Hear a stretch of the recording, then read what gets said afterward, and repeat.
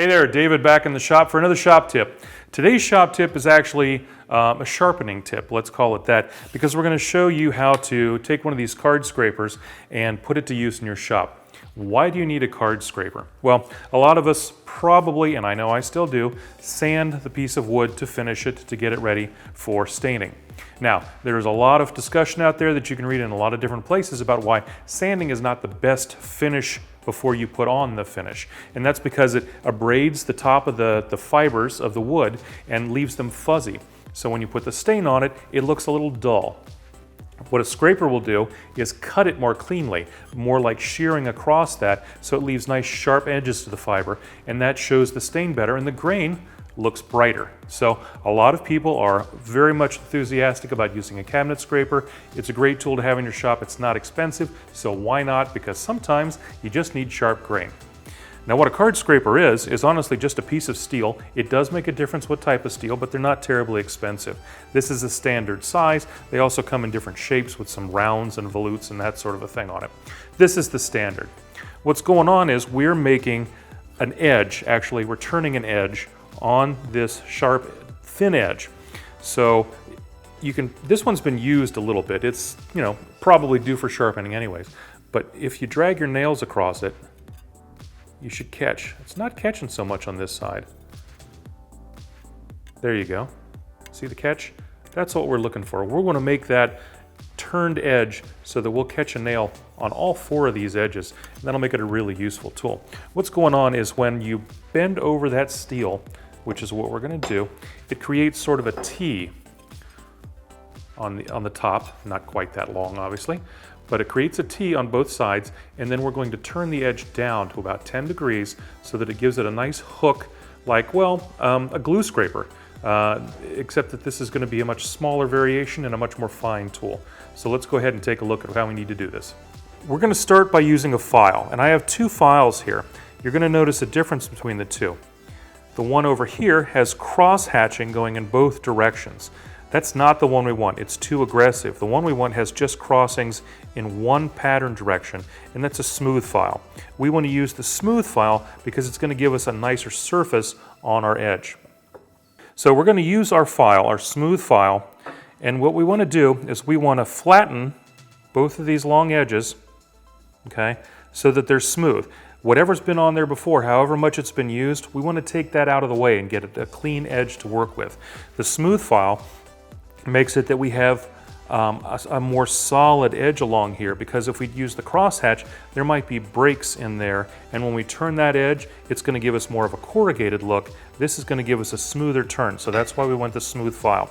Now, a lot of folks, and let me tell you, I should have told you this at the beginning, there are about a dozen different ways to do this, and so this is a conglomeration of a few of them, and some of them I think are the best. A lot of people will tell you to make a jig that lets you control this. You basically make a block with a groove in it that you put the file in so that you can keep a 90-degree angle to that edge as you sharpen it, okay?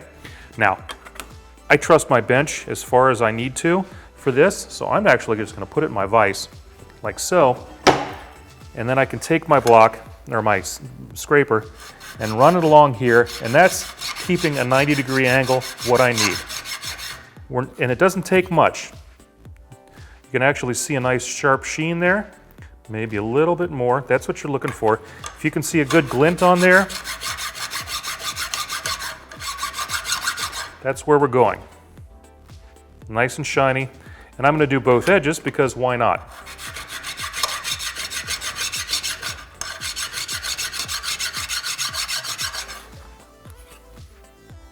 A little more.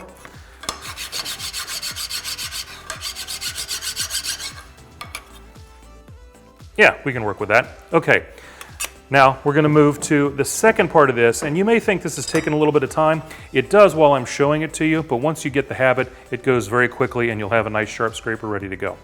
The next step is to refine this edge a little bit more, and I'm going to use a diamond plate, diamond sharpening plate essentially. You don't want to use too coarse a stone, so I'm using a medium grit stone essentially, which is fine. You could go finer, it doesn't matter, use your preference. But we're going to do two things. We're going to do the edge here, and then we're also going to run them on the sides, on the faces, because there's still a little burr left, and we want to get rid of that. So I'm going to start by holding it upright, and again, pretty much perpendicular. You could use a block, but it's not that critical, and we're only taking a few passes. That's all we need.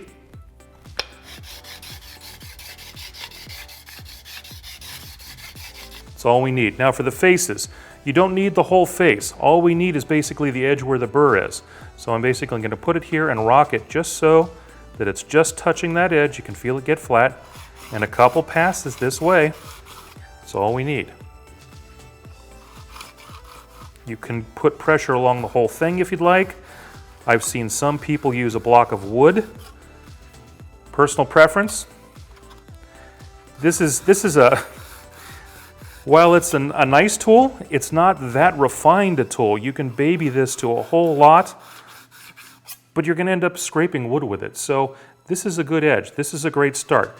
We don't have, I'm going to take a little more off of that actually. That's got a little more burr than I want. So check it so that the burrs are gone. There we go. And now we're ready to turn a new edge. So we're going to move back over to our vise. So right now we have a nice square edge with no burrs on it. What we need to do is get a little bit of metal extending off of that edge, off of the faces actually, so that we can eventually turn over that hook. And we're going to use a burnisher. It's a high-speed steel bar mounted in a handle. It's very simple. As a matter of fact, if you've got a good screwdriver that's got a round shaft to it, you can pretty much use that as well. But this tool is designed for this, so we're going to use it. What we want to do is lay it flat with just the edge, and it actually doesn't have to be hanging over. It could be right along the edge of a nice solid surface. We're going to take the burnisher at just about a 5 degree, maybe 10 degree, more like a 5 degree angle, and use it quickly back and forth across that edge, just at an angle. So we're basically squishing the steel just a little bit down the edge. So once again, I'm going to hold it here. And I'm going to do this pretty quickly because it's actually developing a little bit of heat, which is a good thing.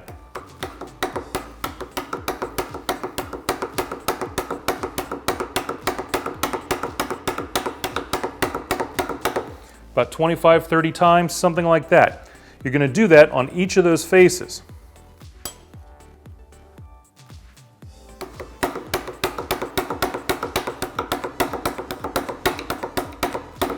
If you're pulling anywhere, it's going a little bit off the edge. Not this way, but this way. But you don't have to worry about it much if you're straight. The angle is going to move it. We'll do all four, and then I'll show you how to turn the edge.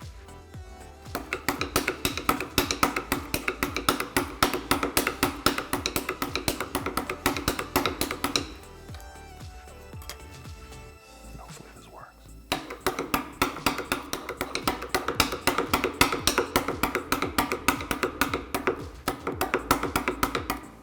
Okay.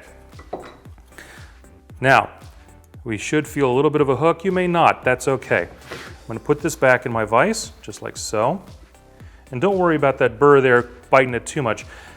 We're going to take just a couple of strokes, and I'm going to be angling this just at 5 degrees from that edge on both sides. So I'm going to lean on that edge closest to you, and then just take a couple of strokes, maybe 5, light pressure.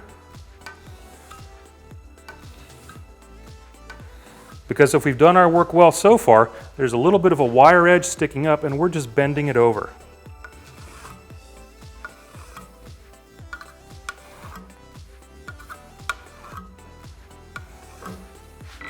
Oh yeah. Do 2 more edges, and that'll give us 4 nice surfaces to cut with. So, generally, you hold a scraper with 2 thumbs on the back. Some control, could be 3 fingers, 2 fingers, whatever feels most comfortable with you on the face. So like so and like so. A little bit of pressure, a little bit of spring. You can just see it moving a little bit. That's fine. You want to bow it just a hair, just so there's tension on it. Down to the wood, you don't want to be straight up necessarily because that's not where our hook is. Our hook is working this way. And if you feel it, when I'm dragging this here, I don't have any catch. When I roll it over, I can't slide that because it's catching. So that's what I want.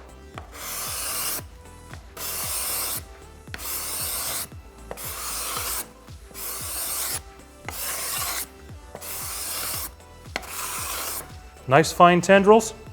That's what we want. That's a cabinet scraper. Pretty cool, huh?